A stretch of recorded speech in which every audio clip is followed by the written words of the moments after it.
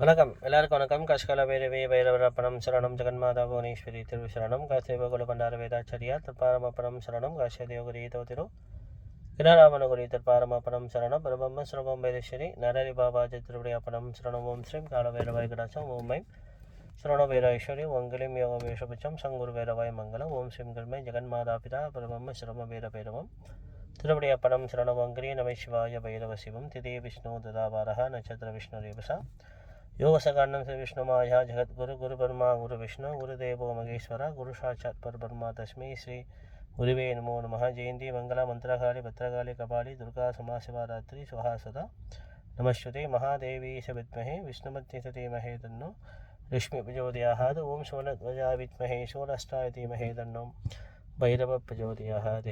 இன்னைக்கு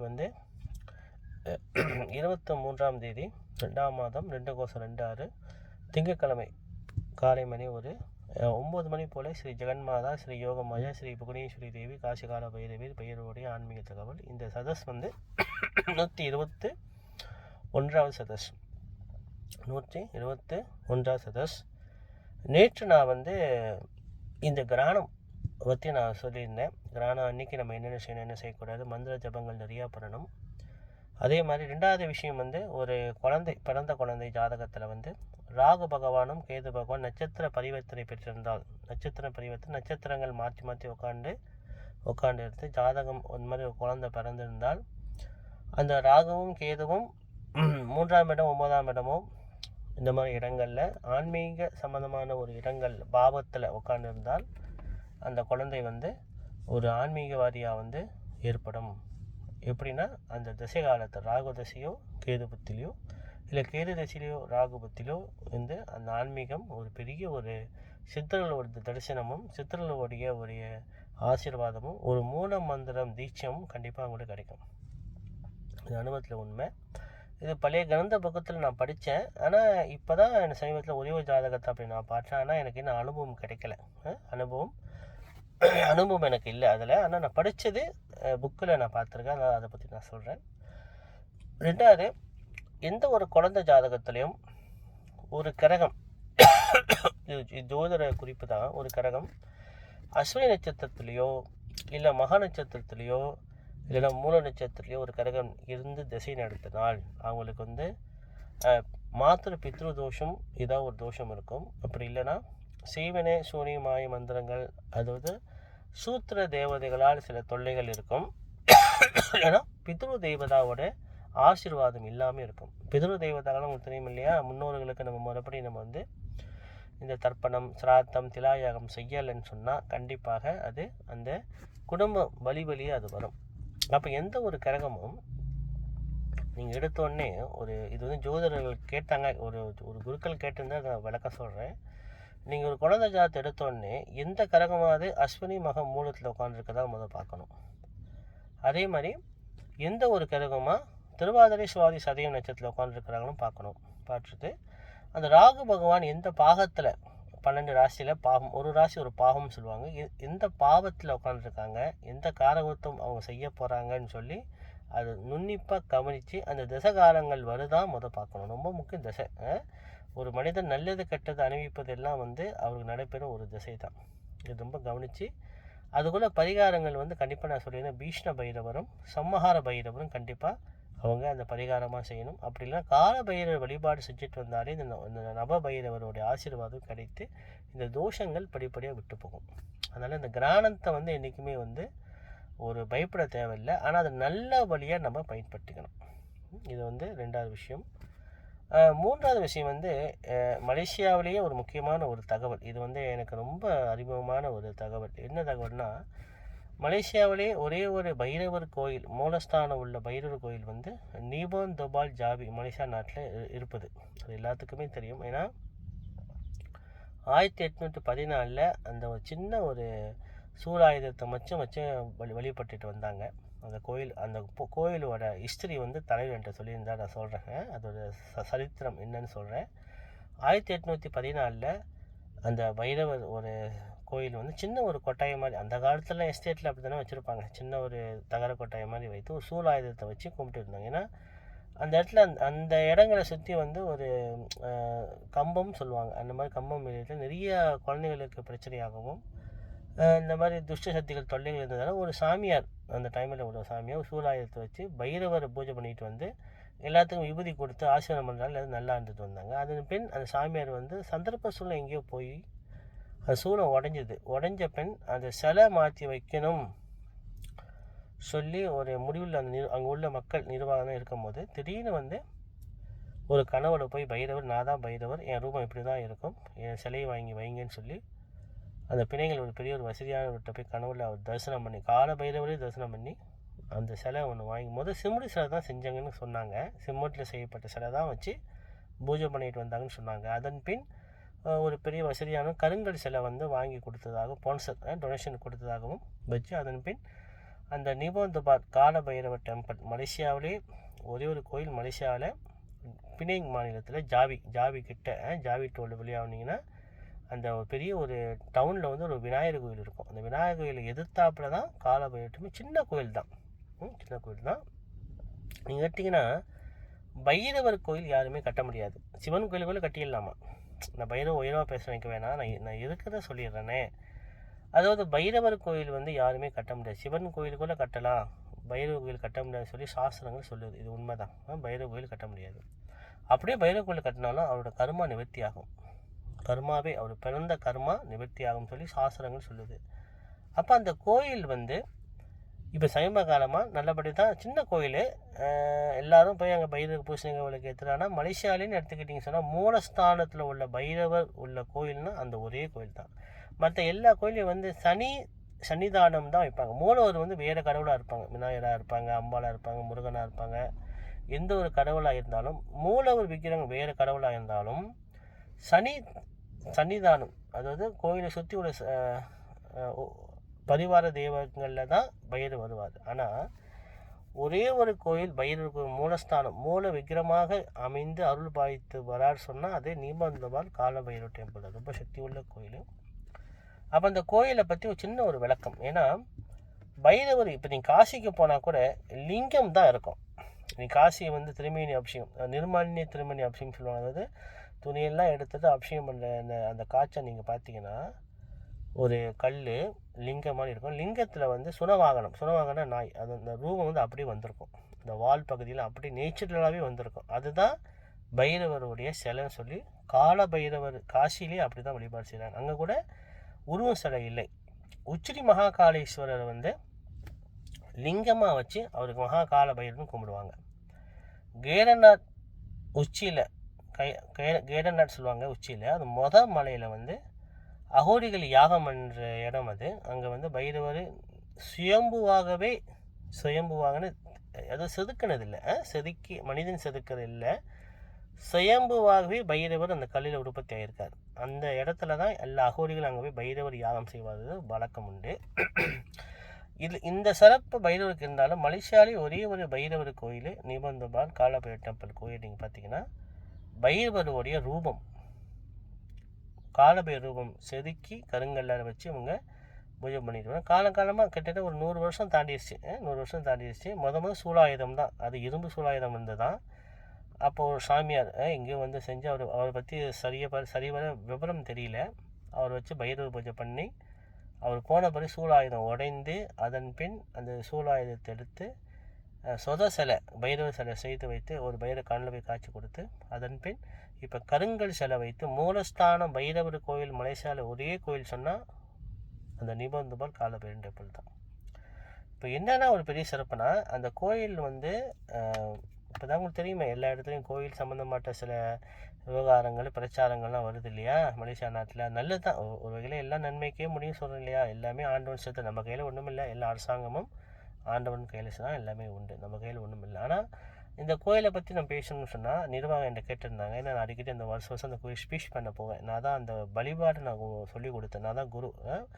ரவி குருக்கள்லாம் எல்லாத்துக்கும் தெரியும். ஆனால் இப்போ வந்து பைரவ சிவஸ்ரீ ரவி குருக்கள் சொன்னால் எல்லாத்துக்குமே தெரியும். பைரவர் வழிபாடு அந்த கோயில் நான் தான் ஆரம்பித்தேன். அது 2022. அப்போ தலைவர் வந்து மிஸ்டர் மணிமையா இருந்தார். அவர் தான் என்னை கூப்பிட்டு, ஐயா நீங்கள் வந்து தயவுசெய்து அந்த கோயிலில் வந்து பைரவ வழிபாடை பற்றி சொல்லுங்கள், நம்ம பேத்துக்கு பைரவர் எப்படி கும்பிடணும், எப்படி விளக்கேற்றணும், என்ன மந்திரம் பண்ணணும், என்ன யாகம் பண்ணணும், என்னென்ன கிழமையில் என்ன விளக்குது, என்னென்ன நன்மைகள் என்று என்னை கூப்பிட்டுருந்தார் 2022. எல்லாத்துக்கும் தெரியும், பாதி பேர்னா இப்போல நம்மளுக்கு தெரியும் ரவி குருக்கள் வந்து அங்கே ஸ்பீச் பண்ண வருவாருன்ட்டு. அப்போ நான் வழிபாடு சொல்லிக் கொடுத்து மக்கள் செய்து பலன் பார்த்து இன்றைக்கி ரொம்ப சிறப்பாக அந்த கோயில் ஒரு பைரவ வழிபாடு நடந்துட்டு வருது. இப்போ சமீப காலமாக என்ன ஒரு சின்ன ஒரு மனஸ்தாபம் இல்லாத முக்கியமான விஷயம்தான் என்னென்னா, அந்த கோயிலுக்கு முன்னுக்கு ஒரு இடம் இருக்குது. அந்த இடத்துல தான் யாகசாலை போட்டு யாகம் பண்ணுவாங்க. அங்கே யாகத்துக்கு தான் முக்கியத்துவம் கொடுப்பாங்க. அப்புறம் அன்னதானம் அந்த மண்டபத்திலே, அந்த சின்ன மண்டபம் தான். அப்போ அந்த இடம் வந்து இப்போ வந்து விற்பனைக்கு வருது. எப்படின்னா அந்த இடத்த வாங்கிக்கிங்கன்னு சொல்லி அந்த இடத்துல ஹோனர் நல்ல மனுஷன் அவர் சொல்கிறாரு.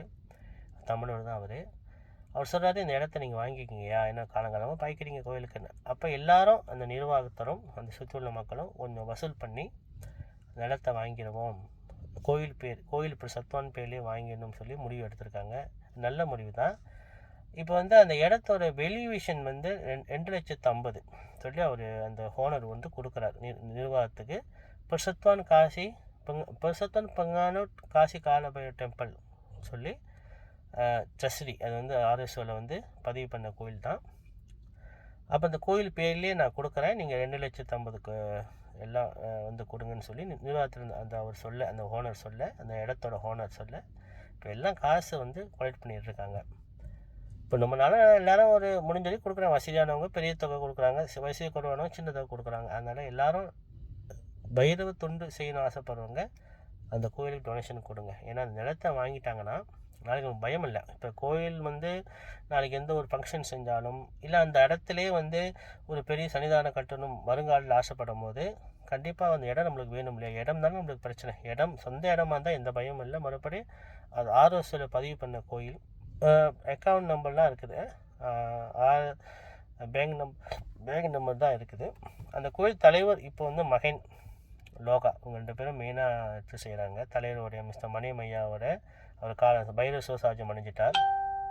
அவருடைய மகன் 2 பேர் தான் எடுத்து நடத்துகிறாங்க கோயில். இப்போ அதனால் அந்த கோயிலில் யார் வந்து டொனேஷன் பண்ணணும்னு ஆசைப்படுறவங்க அந்த கோயிலுக்காக கண்டிப்பாக பைரவருக்காக செய்யுங்க.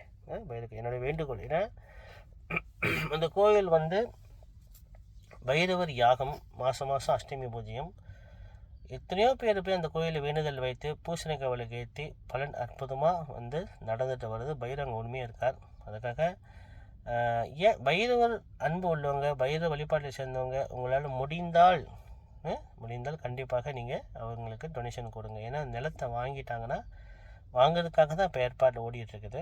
எல்லோரும் வந்து உதவி செய்கிறாங்க. 2வது நிலத்தை வாங்கிட்டாங்கன்னா நாளைக்கு அதே இடத்துல கூட அவங்க பெரிய கோயிலாக கட்டலாம். இப்போ சின்ன கோயிலாக தான் இருக்குது. பைரவ முனசாரத்தில் இருக்கார். இங்கிட்ட முன்னுக்கு வந்து விநாயகர், இங்கிட்ட அம்பாள், துர்க்கை அம்மன் வச்சுருக்காங்க. இதே இந்த விவரத்தை நான் சொல்கிறேன்னா தலைவரும் கேட்டுக்கிட்டார். எனக்கு ஒரு ஆசை தானே, எல்லாத்தையும் நம்ம வந்து ஒரு விவரம் சொல்லிட்டா கொடுக்குறவங்க பைரவருக்காக கொடுப்பாங்க இல்லையா? அதுக்கு தான், வேறு ஒன்றும் இல்லை. எல்லோரும் முறைப்படி, அதாவது பேங்க் அக்கௌண்ட்டில் தான் வந்து சத்வான் அக்கௌண்ட்டில் தான் போகிறோம். சத்வான் அக்கௌண்ட்டில் தான் தலைவர் வந்து அப்படி யாராவது தலைவர் கால் பண்ணி நான் டொனேஷன் கொடுக்க ஆசைப்பட்டால் அக்கௌண்ட் நம்பர் கொடுப்பாங்க. அந்த பேங்க் அந்த கோயிலோட RSO பதிவு பண்ண பேங்கோட அக்கௌண்ட் நம்பர் தான், சத்வான் அக்கௌண்ட் நம்பர் தான் கொடுப்பாங்க. அதில் நீங்கள் யார் போடணும்னு ஆசைப்படுறவங்க போடுங்க. சந்தோஷம். ஏன்னா பைரவருக்காக தொண்டு செய்யணும். எவ்வளோ நம்ம செலவு பண்ணுறோம். இது வந்து ஒரு பெரிய தர்ம காரியம். இந்த தர்ம காரியம் நம்ம செய்யும் போது நம்ம 3 தலைமுறையாக நம்மளுக்கு அது வந்து பைரவர் அருள் நம்மளுக்கு கிட்டும். பைரவர் கிட்டும். இப்போ நான் கூட வேண்டிக்கிறேன் தான், எனக்கு அவ்வளோ பெரிய காசு இருந்தால் நானே வாங்கி கொடுத்துருவேன். உண்மையிலே பார்த்தா நான் போய் சொல்ல மாட்டேன். நம்மளுக்கு அவ்வளோ ஒரு வசதி இல்லை. வசதி இருந்தாலும் கண்டிப்பாக நானே அதை வந்து இப்போ கோயிலுக்காக நான் அது இடத்த நான் வாங்கி கண்டிப்பாக நான் கொடுப்பேன். ஏன்னா அது என்னோடய தர்மம். ஆனால் எனக்கு அவ்வளோ வசதி அவ்வளோ பணம் என்கிட்ட இல்லை. இருந்தால் நான் ஏன் போய் சொல்ல போகிறேன்? நான் போய் சொல்ல மாட்டேன். இந்த விஷயத்தில் நான் போய் சொல்ல மாட்டேன். ஏன்னா பைரவர் ரொம்ப விசேஷம். பைரவருக்கு தொண்டு செய்வது வந்து நம்மளுக்கு ஒரு கொடுப்பனை இருக்கணும். பைரவர் நம்மளை ஏற்றுக்கணும் அப்படின்னு ஒரு சாஸ்திரம் சொல்லுது. அதனால் இது ஒரு சின்ன ஒரு முக்கியமான விவரம் தான். இப்போ ஒரு 6 மாதமாக வசூல் பண்ணிக்கிட்டு தான் இருக்காங்க. கொஞ்சம் கொஞ்சமாக வசூலாக கொடுத்துருக்காங்க. ஏன்னா கொஞ்சம் சேர்த்து டக்குன்னு மொத்தமாக அதை காசை அந்த ஓனர்கிட்ட ஒப்படைச்சிட்டு அந்த நிலத்தை எழுதி வாங்கிட்டாங்கன்னா நாளைக்கு அந்த இடம் நம்மளுக்கு ரொம்ப, அந்த கோயிலுக்கு முன்னுக்குள்ள இடம் தான். இப்போ இந்த இடத்த பாய்ச்சிட்ருக்காங்க. அந்த இடத்த பாய்ச்சிட்ருக்காங்க யாகசாலை போட்டு. அங்கே தான் ஏன்னா கோயில் முன்னுக்கு வந்து சின்ன ரோட்டுக்கு முன்னுக்கு தான் அது வந்து ஒரு வீடோட லாட்டு நினைக்கிறேன். வீடு வரிசையாக கடல் லாட் நினைக்கிறேன். ஆனால் ஓனர் ரொம்ப நல்ல மனுஷன். இவ்வளோ நாள் நீங்கள் இந்த கோயிலுக்காக இடத்த பாயுங்கன்னு கொடுத்துரு, அதே பெரிய மனசு. இவ்வளோ நாள் என் இடத்த கோயிலுக்காக பாயுங்கன்னு சொல்கிறாரு, அதே அவருக்கு பெரிய புண்ணியம்.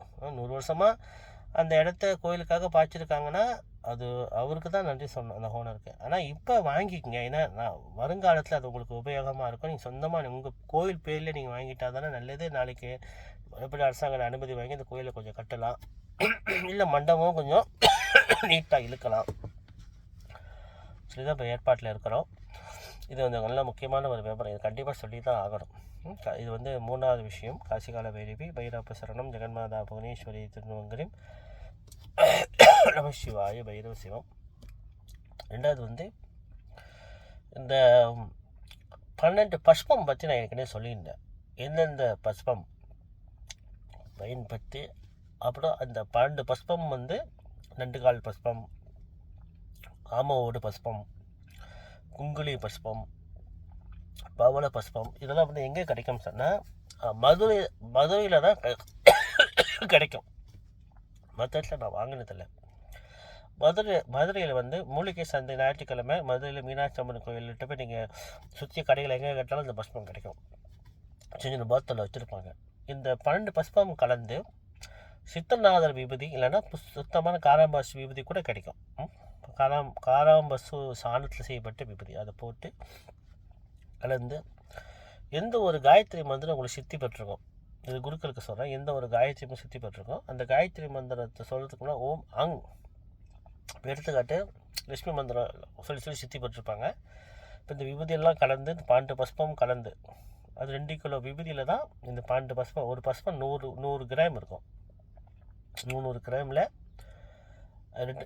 12 பஸ்பம் கலந்து, அதன் பின் சித்தநாத விபூதி 2 கிலோ கலந்து, இல்லைன்னா சுத்தமான காராம்பாசி விபூதியும் கலந்த பின் அந்த விபூதி தட்டில், அதாவது செப்பு தட்டு இல்லைன்னா வெங்கல தட்டில் வைத்து தான் இந்த மந்திரத்தை சொல்லணும். இப்போ எடுத்துக்காட்டு மகாலட்சுமி மந்திரம் வச்சுங்களேன். ஓம் அங் மகாதேவீஷ வித்மஹே விஷ்ணுமதி தீமஹி தன்னோ லட்சுமி பிரஜோதியாதுன்னு சொல்லி அந்த மந்திரத்தை 48 நாள் ஒரு நாளைக்கு 108 முறை சொல்லணும். சொன்னால் அந்த மந்திர விபூதி உயிர் பெறும். அந்த விபூதி எடுத்து நீங்கள் பூசிக்கலாம், இட்டுக்கலாம், நோய்க்கு கொடுக்கலாம், இது வேலை செய்யும். இது அனுபவத்தில் நீங்கள் செய்து பாருங்கள். ஆனால் இந்த பஷ்பம்லாம் வந்து எனக்கு தெரிஞ்ச இந்தியாவில் நான் சில இடங்கள் நிறைய இடத்துக்கு போயிருக்கேன். இருந்தாலும் இந்த மதுரையில் மட்டும்தான் இந்த பஸ்மெல்லாம் கிடைக்கிது. மற்ற இடங்களில் வந்து இது கிடைக்க மாட்டேது. மற்ற இடங்களும் கிடைக்க மாட்டேது. 2வது வந்து சில பேர் வந்து சில குருமார்கள் கேட்டிருந்தாங்க, அதாவது இந்த இறுக்கம் பால், இது 2வது விபூதி மந்திர விபூதி செய்வது முறை ஏற்கனவே சொல்லியிருந்தேன் தான், என்ன திருப்பி நான் சொல்கிறேன். அவங்க கேட்டிருந்தாங்க. இந்த இறுக்கம் பால் வந்து எடுக்கணும். ஒரு வெங்கல கிண்ணத்தில் டம்ளரில் உள்ளுக்கு நெய் நல்லா பூசிடணும். லேசாக பூசணும். பிறகு இப்போ இறுக்கம் இலை வந்து 2 இறுக்கம் இருக்குது, வெள்ளை இறுக்கம், கருப்பு இறுக்கம். இது வெள்ளை இறுக்கம் தான் வேலை செய்யும். வெள்ளை இறுக்கம் சரியான அந்த விஷம், அது பால் விஷம், ரொம்ப கவனமாக பயன்படும். பிள்ளைங்கள்லாம் கிட்ட இருக்கக்கூடாது. ஏன்னா பால் கண்ணுகளில் பட்டுச்சுன்னா ரொம்ப அரிப்பு வந்து ரொம்ப புண்ணாயிரும். ரொம்ப கவனம், ஏன்னா விஷம் அது. அப்போ அந்த தமிழில் வந்து இந்த பாலை நல்லா பூசிட்டு அந்த இறுக்க இலையை உடச்சிக்கினா பால் வரும். அதை வந்து அந்த தமிழில் வந்து அந்த இறுக்கம் பாலை கொஞ்சமாக பிடிக்கணும். பிடிச்சி ஒரு 100 கிராம் வந்த பிறகு அந்த இறுக்கம் பாலோட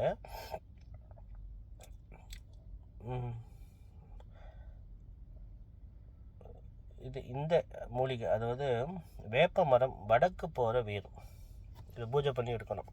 இது வந்து குருமார்களுக்குலாம் தெரியும், இந்த மாந்திரிக சாத்திரம் படித்தவங்களுக்கு. வடக்கம் போகிற வேர் எடுக்கணும் கொஞ்சம், 100 கிராம் வடக்கு போகிற வேர் வேப்ப மரம். அப்புறம் விஷ்ணு கிரந்தின்னு ஒரு மூலிகை இருக்குது, அது கண்டிப்பாக மதுரையில் கிடைக்கும். அது நீங்கள் சொந்தமாக நட்டு வச்சு அது படர்ந்து இருக்கும், ரோட்லலாம் பறந்து கிடக்கும். அது ரொம்ப விசேஷமானது. அது ஊதா கலர் பூ இருக்கும், அது விஷ்ணு கிரந்தி. விஷ்ணு கிரந்தியோட வேர் அப்படியே அந்த செடி அப்படியே எனக்கு பூஜை பண்ணி அமாவாசைக்கோ இல்லை வெள்ளிக்கிழமையோ திங்கக்கிழமையோ பூஜை பண்ணி தூபதீபம் காமிச்சு அதை வந்து 7 மணிக்கு இரவு சூரிய மலை நேரத்தில் எடுக்கணும். எடுத்துட்டு இந்த பாலோட இந்த இறுக்கம் பாலோட விஷ்ணு கிரந்தியோட செடியும் வேரோட சமூலம் ஃபுல்லாக, வேறு காம்பு இலை எல்லாம் சமூலம் போட்டு எல்லாமே அப்படியே எடுக்கணும். அதே மாதிரி வடக்கு போகிற வேப்ப மரம் வடக்கு போகிற வேர் அதையும் எடுக்கணும்.